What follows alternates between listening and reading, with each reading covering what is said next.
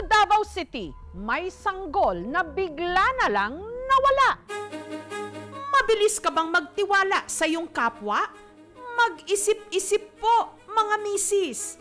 Dahil baka mangyari rin sa inyo na wag naman sana ang dinanas ng isang ina sa Davao City na mabilis na nakapalagayan ng loob ang isang estranghero. Pero hindi niya lubos akalain na tatangayin nito ang 3 buwang gulang niyang sanggol. Ang suspect sapul sa CCTV ang nakadilaw na babae na nung una kalmado lang na naglalakad hanggang ang kanyang mga hakbang bumilis ng bumilis.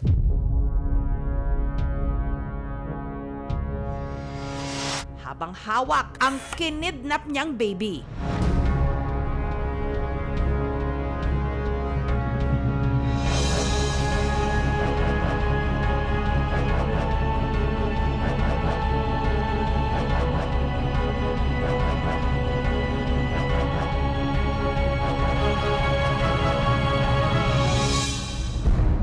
Ang sanggol, si Baby J, anak ng mag-asawang sina Ana at John, hindi nila mga tunay na pangalan. Nitong nakaraang linggo nung bumiyahe sila mula Surigao City papuntang Davao City para ipa-check up ang may sakit nilang sanggol. Kapangurog ra gud ang ingon ng pidya lagi dayon gud namo dira sa Davao kay na diri kompleto na ay neurologist. Sa outpatient department ng ospital, nakilala nila ang isang babaeng itago natin sa pangalang Martha. Niduol siya sa ako, gabi gud siya kabuutan para sa ako. Ang ija ingon sa ako na daw ija 2 months old baby pasyente sa hospital na hilantan amo nang na-admit. Ang amo sa kwarta diri is 3,000. Tapos ang kantidad ato sa mga test moabot siya og 12,000. Gaingon siya sa amo na dila mong daw mi mabalaka kay tabangan daw mi niya. Ako ba na ato na time naghikay siya ng mga laboratory ni Bibi. Tapos samtang sige siya istorya sa ako ni hangyo siya sa ako na mga siya og breast milk na ako, kaya nakita man niya nagpump ako sa gawas. Siyempre, nayam utang kabubuton kay gitabangan namin ni. Tumalikod siya para mag-pump ng breast milk. Pero pagharap niya, wala na si Martha. Tangay-tangay si Baby J.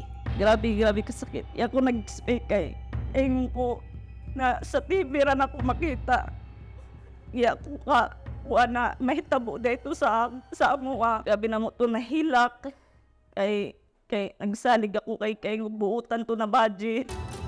Ang pangyayari, nahagip ng CCTV camera ng ospital na hawak ngayon ng Bahada Police Station.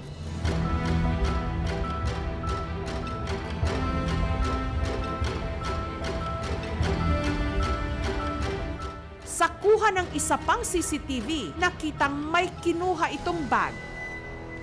At saka nagmadali na naglakad.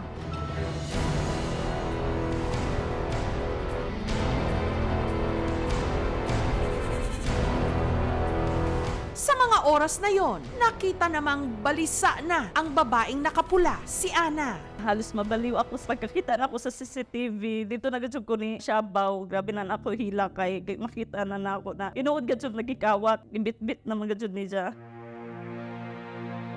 Grabe muna na gud amo pagampo na mabalik gud siya sa amo. Hadlok ako na mawaya ako anak kay siyempre ako na anak hindi pangayo at na ako. Napagod si Jay sakit. Sobra sakit. More than 1 million times ang sakit. Mawalan ka ra ka o alaga ni mo na hayop, di ba? Sabi gud gyapon ko sa how much mo ka nang imong bata gyud ang nawala sa imo ha. Gampo gud ako na balik ako bata. Bahala na. Bisa sa unsa na pamagi basta buhi. Saya man gud sa nako. Nagsalig ako sa ako kuan na dili na ko kilaya. Waya ko nagabasol sa ospital. Iwaya kami naka-admit outpatient raga kami. Agad siyang humingi ng tulong sa Bahada Police Station. Aside sa nag-checkpoint lahat ng station under Davao City Police Office, yung mga intel community natin, nagro-robing na yan. Nagsubmit na kami ng sketchy report to Davao City Police Office. Ang larawan ng suspect, ipinost nila sa kanilang Facebook page. hanggang may natanggap na lead ang mga pulis. According sa informant natin, bumaba dito yung suspect kasama yung baby. Isang concerned citizen, sabi niya, kapitbahay niya yung kumuha. Ang nagtimbre sa mga pulis, si Almera. Hello, police station. Saan po ba yung exact location nyo, ma'am? Ang sanggol, itinuro niyang nasa Barangay Santo Niño, Mintal, sa Davao City. Sabi ko, nandito yung baby at saka yung kumuha ng baby. Ang mga pulis agad na tumungo sa lugar. Pero mahuhuli kaya nila ang suspect? Sa aming pagbabalik. Anong imo magdala tong bata ko? Abang wala po sana yung anak ko, ipapalit ko muna siya. Sapul sa CCTV ang nakadilaw na babae habang hawak ang kinidnap niyang baby. Hanggang may natanggap na lead ang mga pulis. Isang concerned citizen, sabi niya, kapitbahay niya yung kumuha. Ang sanggol, itinuro niyang nasa Barangay Santo Niño, Mintal, sa Davao City. Sabi ko, nandito yung baby at saka yung kumuha ng baby. Ang mga pulis agad na tumungo sa lugar hanggang na-corner ang suspect. Ma'am, nasa ID niya. Ginakop ka karon ha? Ginakop ka na mo karon sa pag-kidnap nimo sa bata. Tapos gipakita ang picture ni Bibi. Na-confirm ka dyan na ako na amo. Ito gabi naman na siya abawi lang. Pag-rescue ni Bibi, idaya na dyan nila sa center. Tungod kay naludya na si Bibi. Anong imo magdala tong bata ko? Abang wala po sana yung anak ko, ipapalit ko muna siya. Asa din yung anak sir nawala?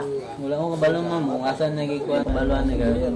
Mga 6 ng umaga yon, dinala sa akin yung bata, tinignan ko. Iba yung mukha, sir. Wala talaga kaming naramdaman na kadugo namin. Pag open ko ng cellphone, unang lumabas sa cellphone ko, yung post na may kumuha ng baby. Siya talaga. Yun na, nagpanik na kami. Baka madamay kami, sir. Pumunta kami sa kapitbahay namin, nahimingi kami ng tulong. Tumawag ako sa hotline ng police station. After ng investigation, nirelease din natin yung husband kasi wala po tayo nakikita na involvement o participation doon sa kidnapping. Wala naman po talagang alam yung asawa ko sa ginawa ko. Si Martha nakadetini ngayon sa Bahada Police Station. 2 buwan na raw ang nakararaan nung di umano. Iniluwal din niya ang panganay nila ng kanyang live-in partner. Madalas ako wala dito sa bahay kasi nga humingi ako ng extra trabaho. Malapit na siya manganak talaga. Magpasama ka sa kapatid ko para ma-assist ka doon. Ang sabi na lang niya sa akin, kaya naman daw talaga niya. Nanganak ako ng August 22, mga 11 ng gabi. Tinulungan ako ng isang matanda. Pinatuloy niya ako sa isang parang barong-bar. Nung pagka sabi niya ihipo siya, dala niya yung anak ko. Maghapon ko siyang hinintay doon. Gabi na, wala pa rin. Sa puntong yon, natuliro raw siya. Sabi ko na lang na sa Nico, may sakit yung bata. Ganun na lang, parati ang nararason ko. Hindi ko maamin kasi takot ako. Kasi yung mga kapatid ko dito na-alarma na kasi magdadalawang buwan na wala pa dito sa bahay. Para nag-block out, wala na akong maisip. Kailangan ko na lang talaga na magkaroon ng bata para ma-prove sa kanya na maging buo yung pamilya namin. Nung umi ako ng gatas doon sa mama ng bata, kailangan ko na lang tinakas yung bata sa kanya. Kinarga ko yung bata, wala talagang lukso ng dugo. In-expect ko po yun na mahuli ako kasi hindi naman ako tanga. May CCTV naman, alam ko yun. Bala ko lang talaga, ipakita lang talaga, kalibin ko. Plano ko talaga, hanapin lang talaga yung anak ko. Para sa akin, ang duda ko talaga ay ibinenta niya yung bata. Pina-adapt niya siguro. Hindi naman ako makaano sa kanya na bininta niya kasi wala naman siyang kapera-pera. Baka nakunan siya, takot lang siya magsabi kay kuya kasi wala na yung baby. Nag-create na naman tayo ng isang investigating team na mag-iimbestiga doon sa kaso niya. Na-file na po yung kaso natin sa kanya for kidnapping. Hindi siya billable kasi heinous crime din yan. May order na yung PAO natin na mag-undergo na siya ng psychiatric evaluation. So it's possible, although not sure, not conclusive, that she has postpartum depression. Kailangan na may professional na titingin sa kanya at mag-a-assess face-to-face para mas accurate. Ang importante na gawain to get her help, first is psychiatric, she might need medication or therapy.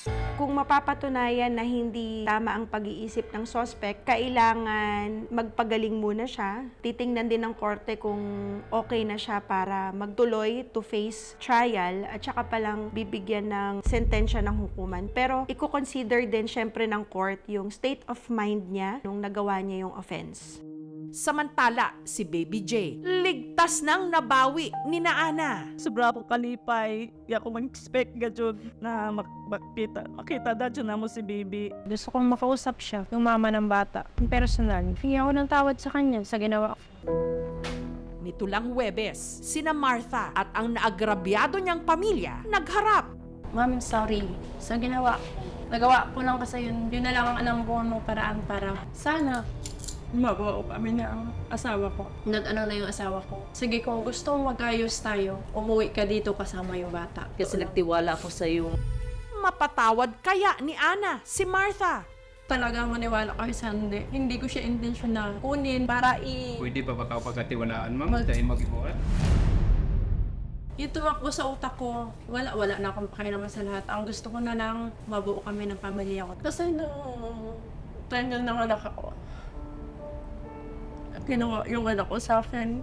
Anong imo gusto ulti, ma'am, no? Murag kalisod pa tukuhan, ma'am. Nanginginig siya. Ultimo ako, nahihirapan ako magpa-dede kasi para sumusuka. Yun lang yung naano kung ba't mo kinuha. Alam mo naman yung sitwasyon. Pagdating niya sa nakita bahay, mo. pagdating mo naman, Ma'am, no? Alam mo. Pero ba't mo ginawa?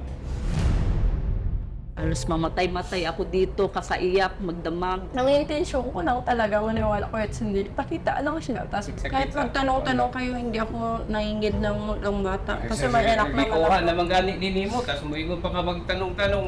Ngayon lang siguro yan kasi naano lang talaga ako, naipit lang.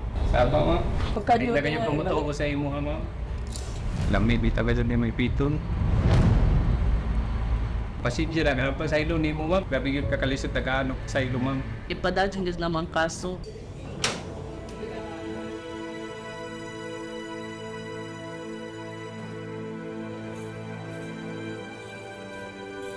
tatanggapin ko yung kasalanan ko basta maibalik lang sana sa tatay niya yung anak ko.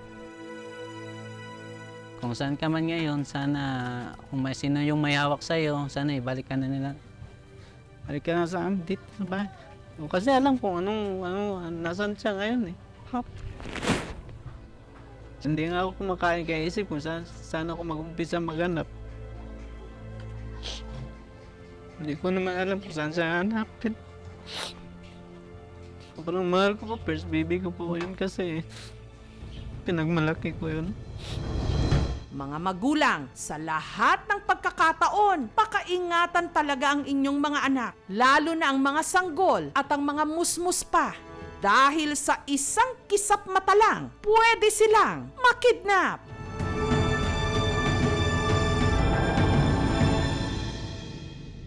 Thank you so much mga kapuso. Kung nagustuhan niyo po ang videong ito, subscribe na sa GMA Public Affairs YouTube channel. Don't forget to hit the bell button for our latest updates.